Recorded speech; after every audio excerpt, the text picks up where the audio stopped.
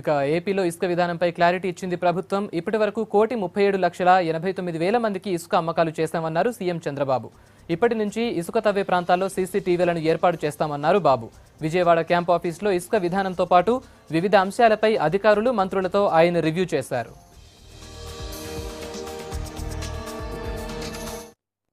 ఇసుక వేలం విధానంలో కానీ ఇసుక అందుబాటులో పెట్టడంలో ఇంతవరకు ఒక పద్ధతి లేకుండా చేశారు. దీంట్లో ఒక ట్రాన్స్పరెన్సీ తేవాలని, సమర్థత పెంచాలని, వినియోగదారులకి ఇసుక ఈజీగా దొరికే విధంగా చేయాలని, సెల్ఫ్ హెల్ప్ గ్రూపులకు కూడా ఒక ఉపాధి కల్పిస్తూ ఒక ఎకనామిక్ యాక్టివిటీ ఇవ్వాలి, లైవ్లీహుడ్ ఇవ్వాలనే ఉద్దేశంతో ఈ పాలసీని స్టార్ట్ చేశాం. ఇందులో వచ్చిన డబ్బులు కూడా 25% మహిళా సాధికార సంస్థ డాక్రా సంఘాలకి, 25% రైతు సాధికార సంస్థ రైతుల సంక్షేమానికి, ఎంపవర్మెంట్ ఖర్చు పెట్టాలని చెప్పి డిసైడ్ చేశాం.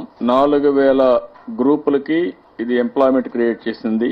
ఖర్చులన్నీ పోయిన తర్వాత పంచాయతీలకు కట్టవలసిన సేంద్రేజీ అవన్నీ కూడా కట్టిన తర్వాత రివైజ్డ్ రేట్స్ అన్ని చేసిన తర్వాత 517 కోట్ల రూపాయలు ఆదాయం